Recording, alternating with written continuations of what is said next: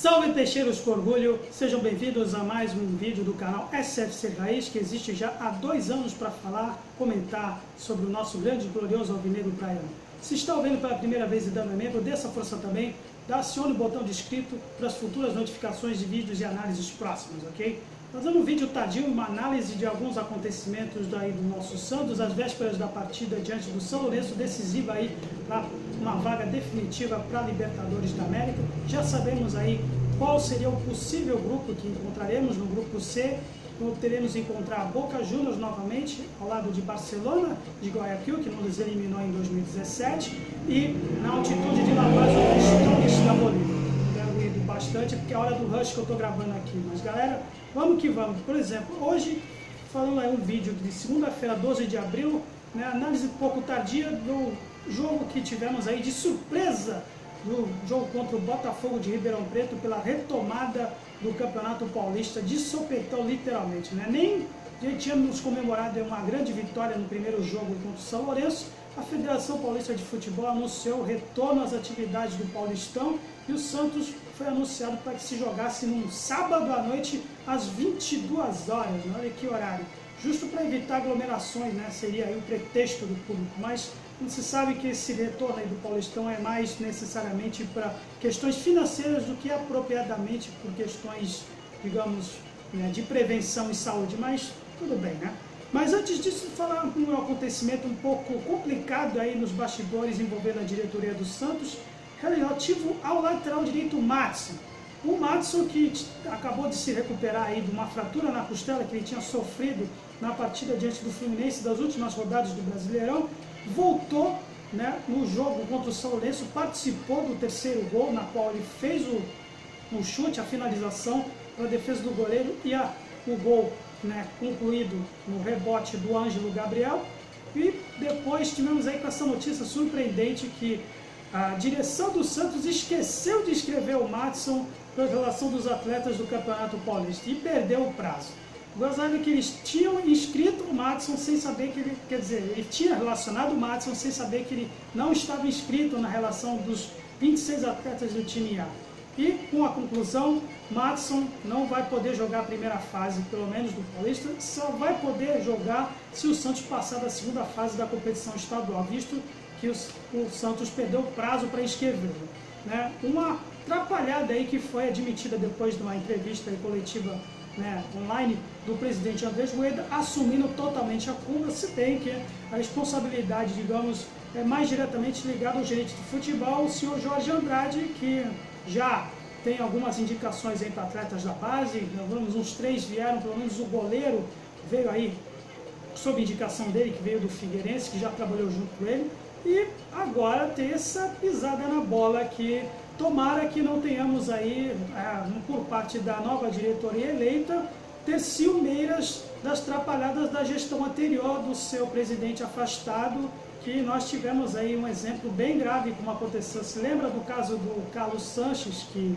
foi um problema muito sério, que se esqueceram de olhar o fato de que ele ainda tinha uma partida para dever, né, que no clube anterior onde ele estava, ele teve sido expulso de uma Sul-Americana e estava devendo uma partida. Os dirigentes do Santos não olharam e não observaram esse fator e aí nos custou uma vaga na Libertadores. Mas alguns iam dizer ainda, mas a culpa foi da Conmebol. Então, tudo bem, né? Cada um tem a sua opinião. Mas que não tenhamos aí um cosplay de Sérgio Dimas. Bom, Sérgio Dimas, para quem não sabe, era um dos responsáveis aí nas documentações dos jogadores do Santos, nas gestões de Modesto Roma. Em 2017, ele já tinha sido demitido por quase ter comprometido a inscrição do Santos já naquele ano de 2017, e depois o seu presidente afastado voltou com ele, nesse caso do Santos, e aí deu no que deu, né? Tomara que o seu Jorge Andrade não tenha, né, ciúmes das trapalhadas que aconteceu na diretoria anterior e que ficasse só por isso. Bom, mas voltando aí aos finalmente, uma análise, né, básica do jogo que foi aí a partida contra o Botafogo de Ribeirão Preto, que o Santos jogou com a equipe praticamente reserva, né? João John, Sandro Perpétuo, Luiz Felipe, Alex Nascimento e o Jonathan, mais um zagueiro improvisado na lateral. Precisamos de um lateral esquerdo urgente de ofício. Depois tivemos aí, entrando, né, o Ariel Holan preferiu colocar Kevin Jamota e Lucas Lourenço de início no seu meio do campo. E no ataque, Ângelo Gabriel, foi Bruno Marques que entrou, né, e começou a partida com Alanzinho na ponta. Um jogo que fudeu soma, além do horário, né, o jogo foi realmente, a torcida deve estar comprovado que deve ter provocado sonos na torcida. É natural com uma equipe que, com falta de entrosamento, que foi relacionada em cima da hora para jogar a partida e com o intuito, né, óbvio, de poupar os grandes titulares para a partida que realmente importa, que é o jogo da Libertadores na terça-feira. A partida aí foi muito complicada para o Santos, em que em alguns momentos o Botafogo mereceu, inclusive, abrir o marcador, não fosse as intervenções salvadoras do John. E se não, vai pela parte do seu Ariel Holan, que eu acho que correu um risco desnecessário de ter colocado alguns jogadores que já fazem parte do quadro titular, como por exemplo, além do Ângelo Gabriel, né, que embora tenha afetado uma grande partida, fez o que ele já se propõe a fazer aí, sendo uma espécie de válvula de escape na ponta, junto com o Alanzinho, que também fez uma grande exibição também no tempo. E depois, quando colocou o Vinícius Balieiro para jogar como lateral direito improvisado, né? Inclusive, ele chegou a se lesionar e correndo riscos até de não poder participar da partida decisiva agora, né? Um risco desnecessário que o Ariel Holan fez, né? Com a proposta dele ter colocado aí, digamos, dois caras que são armadores ou camisas 10, meio atacantes de ofício, como Jamota e Lucas Lourenço, que embora temos muita movimentação, principalmente da parte do Lucas Lourenço, mas infelizmente não se concluiu, por exemplo, em jogadas de intermediária para, pelo menos, assistências para o centroavante Bruno Marques, que ainda falta um pouco de movimentação, talvez pela altura dele, falta um pouco de mobilidade, como tem do Caio Jorge, que acho que provou que, né, muitos têm críticas a respeito dele, mas hoje está um pouco. Ele é o titular hoje, de fato, centroavante Caio Jorge Santos, que entrou depois no segundo tempo. E também, né, o Ariel Holan, sendo repetitivo, acho que talvez ele não tenha conhecido o Argel como ele foi de jogador aí. Agora está reproduzindo de treinador o que ele sempre foi de jogador e descia a porrada. E o jogo, né, e produziu isso, né? O Botafogo, pelo que eu pude contar aqui, nas faltas foram 16 faltas ao todo da equipe de Ribeirão Preto, contra apenas 9 do Santos, né? A equipe que chegou junto, marcou forte para jogar, explorar os contra-ataques e explorar a velocidade de jogadores bons da base deles também, né?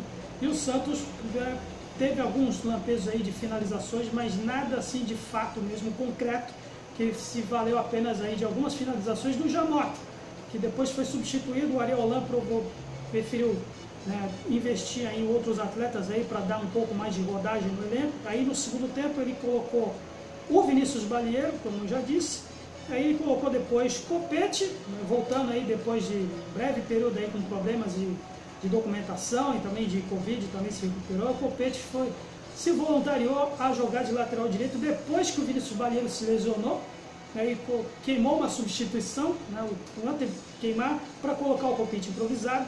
E aí colocou depois Lucas Venuto, né, jogando numa posição em que ele, embora sendo, né, jogando a maioria das vezes de lado direito, até que fez uma grande partida pelo lado esquerdo, provando que ele não merece sim uma chance e não ser dispensado aí na relação aí dos jogadores que tinham voltado de empréstimo do Santos no início de temporada. O Venuto deu uma movimentação legal também, embora não jogando na posição em que ele costuma jogar. Depois colocou também Caio Jorge e Renier, voltando aí também, depois de uma lesão e voltando do Seleção Brasileira Sub-18, jogando improvisado aí como, né, embora ele também seja um ponta, jogando do lado direito, colocando ele no lugar do Jamota, né?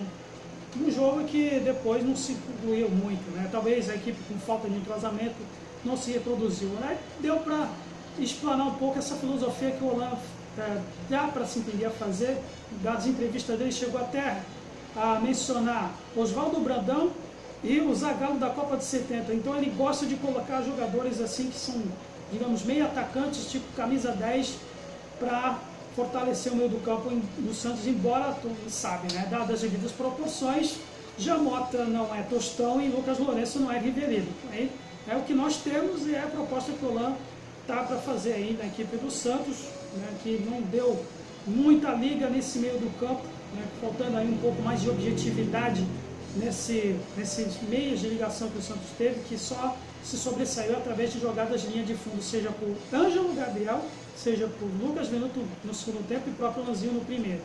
Mas aí o Santos teve um empate modorrento de 0-0 e tomar cuidado porque, né, na segunda fase o Santos tem concorrentes fortes no seu grupo, tem o Guarani e o Mirassol, que é o líder do seu grupo, para sorte ou benefício próprio nosso, o Guarani que não conseguiu passar pelo Corinthians na partida aí de domingo, então o Santos ainda está numa situação tranquila no Campeonato Paulista, mas é um ponto para se abrir os olhos. Porém, a prioridade por enquanto é essa vaga aí para conquistar a nossa Libertadores, mais uma vez voltar à competição máxima da América do Sul.